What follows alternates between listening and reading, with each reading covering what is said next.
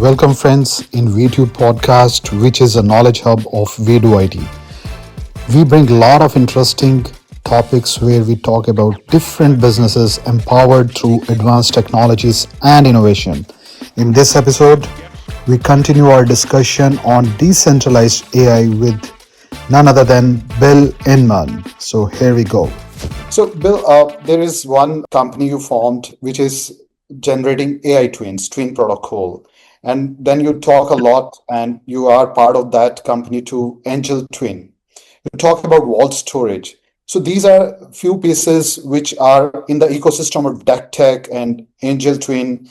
So can you briefly tell some use cases where all these pieces, I would say Angel Twin and Vault, these are going to be used? That would be really helpful for audiences. Sure. For context, Decentralized Technologies Incorporated is my company that I founded. DECTEC for short, Decentralized Technologies. And our focus is to help people own their own AI. We think it's a brand new, not formed yet, multi-trillion-dollar market. Because we also believe, as I've talked about this entire podcast, that people are going to push back against big tech taking all their data, and they're going to get a little upset about it, and they're going to look for other outlets. So we don't see a lot of players inside of the decentralized AI space. And again, we focus on the training data side. There's also taking a network of algorithms, using tokens to pay algorithms as you need them, and decentralizing that. And there's also decentralized compute, where you could have nodes across a network around the world, and we don't have to have a Stargate, which is one of the largest compute power projects in the world, built by the US government and OpenAI. You're not just giving away compute. We can do this in a decentralized manner. But at DECTEC, we focus on the data, because that's the part we can really affect, and that's the part where there aren't huge competitors. So we've created a brand called Twin and Twin Protocol. It leverages the Twin token, a crypto, to power its blockchain side. We've also integrated with some amazing companies. I mentioned Dr. Ben Goertzel. He runs the company Singularity Net. They're a strong decentralized AI player in the world, mainly on the algorithm side. And he's part of our advisory team, and then we're integrated in with Singularity Net, and then integrating with music programs now and things like that. Very exciting. But we've also integrated with Angel AI. And Angel AI is the world's foremost they are decentralized now that we partnered, but they're the foremost personal finance AI, processing about $40 billion of mortgage applications here in the US, instant approval. Sometimes it takes weeks without AI. We started a joint venture with them called Angel Twin. And then recently, Angel AI just got a $120 billion IP valuation. So huge value, because they're taking the approach of the AI of the people. And we've created a joint venture for decentralized AI. So now with that framework, DECTEC, Twin, we're building products. You can access one of our products that we help operate at Twin Protocol. You sign up, you upload a few documents about yourself, you upload a picture or a 3-minute video, upload your voice, which can be included in the video. You've got yourself an AI twin. You've got yourself an AI twin that can answer questions for people, do sales for you. You can put your mission and vision in there. You could take your book and have your kids access the book when they say, what would my dad do? They can now talk to your twin about it. It creates a legacy twin. We've had people that unfortunately passed away 6, 7, 8 years ago. We had their information, their video. We're able to create a twin of them so you can talk to that person again, quote unquote, talk to them. So there's at twinprotocol.com. It's a wide open app. You can start for free. You can experience decentralized AI, and you can start taking your brain, owning it, and putting it into Web3. Awesome. When that solves all such pointers which worries people about AI and who are not much able to understand the real power of AI. I think this solves that problem by having their immutable clone in the form of twin, and then having their all data stored in a blockchain-based vault storage. So this solves a lot of problem. You got it. Yes, thank you. So Bill, we had a big time where we were talking about always about apps. Now things are moved to DApps. So I know that you have built many DApps that are offered by DECTEC ecosystem, and many companies are using that. So can you highlight just 2-3 such DApps which are game changers? DApps, decentralized apps.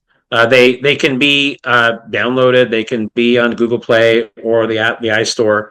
but there's a blockchain back end. So that's what I consider the foundation of a decentralized app. So with AI,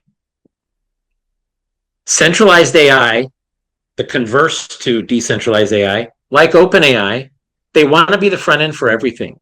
So you'll just talk to an intelligent assistant. Why would you use icons? You'll just talk to an intelligent assistant. Matter of fact, we probably won't even have phones in the coming. You see, Meta's creating Meta glasses, and many companies in India are doing the same, where they want to take away the phone and put it right in front of your face. So the data is right here, and it's creating an augmented reality of the world. So DApps, when you're using the centralized interfaces, the chat prompt in GPT, okay, what's going on there? Other applications are connecting into GPT. Okay, then in the US, there's an application called Zillow. In India, I'm not sure if it's so popular, but it's the largest real estate app in the US. And I already mentioned Reddit. So Zillow integrated inside of OpenAI, and Zillow has access to all of the real estate listings in the United States, many of which were sourced and found by real estate agents on the ground, and then they put it into the master system. Zillow has access. Zillow now puts that data inside of ChatGPT. A home buyer can go to ChatGPT, say, I'm looking for a 3-bedroom home in New York, and they don't need to talk to a real estate agent anymore. So once you have the data from an app like Zillow, disenfranchises real estate agents, loan brokers, even home buyers and they have a middleman now they didn't even know, LLMs. So that's centralized apps. DApps use a blockchain backend. It's not allowing you to come in, do a prompt, taking all your data. It's taking your data. Every time we prompt, I urge everybody here, if you use GPT, to go to the settings and download and export your data. If you've been using ChatGPT for about a year, you probably have thousands of pages of data. That needs to come out. It's living in there. What if it goes away? All the prompts responses. Now there's a lot of proprietary and personal information in there. You want to get that data out. You want to curate it. You want to put it into a decentralized AI so it powers DApps. So an app is simply a use case for your own data, DApp, decentralized AI, that you're accessing. So we built applications for health that takes and ingests IoT data from your iWatch and things like that. Your Whoop and your Aura Ring and stuff like that. That all gets stored in a DApp in your own blockchain database. It doesn't go to Fitbit, which basically takes it, or Google, aka Google, and they take the data and they create health solutions from it. It allows you to own your own data. So you're using a traditional app, storing all of your data in decentralized manner. This is awesome. Even I didn't know. I mean, this setting is given by ChatGPT to erase our data so that it cannot be misused. So that power is something which is very important for all users. Thank you. Thank you. So Bill, given your decades of journey in deep tech, what is the single myth you would like to burst today? About DeepTech? Yeah. The single myth I'd like to run about DeepTech is that we don't have any ownership of it. It's what we stand for. It's that we are valuable. It's not just the technology controlling us. We need to control the technology, and now we can with Web3. Awesome. If you were not in tech, then what could be your next pick? Oh, I would definitely be in sports. I grew up playing sports. I love sports. Even I was involved in a cricket business, Narinder. I played baseball here in the US. At least there's something you swing. But I was even involved in cricket for some time, and I've helped pro sports leagues raise money and grow. So I would be in sports. I love the competition. And by the way, as AI becomes more popular, sports, entertainment, arts, even being an influencer becomes more important. So I think it's vital to who we are as a human to move, compete, and excel. I was guessing maybe in music because you sing so well. We know this from karaoke. Man, I used to be able to dance. Now I'm finding that I don't have any rhythm anymore. I guess that goes away. It's not like riding a bike. You can give it a try. So one tech gadget you can't live without. I mean, my cell phone right now, right? So, but I'll tell you one thing that's more practical because the cell phone's an easy way out.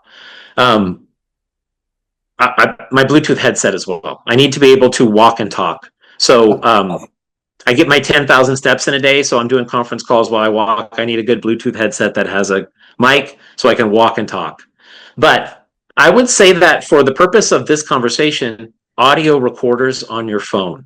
Start recording your conversations, let the people know you're doing it, because this is your training data. Every conversation that you have is training data for you. Could be a conversation with your kid, but you want to, if you have a conversation that's personal, you want to store it on chain. So practically speaking, cell phone, headset, can't live without those. Audio recorder, start recording all of your data into an app like Otter or Fireflies or something like that. Awesome.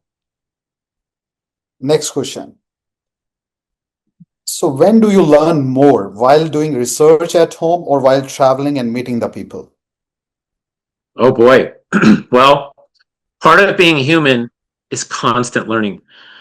It's a weird time, Narinder. Business is changing. There are black swans or anomalies in financial markets almost every day now. You never know what you're going to see in the news. It seems like there's more instability.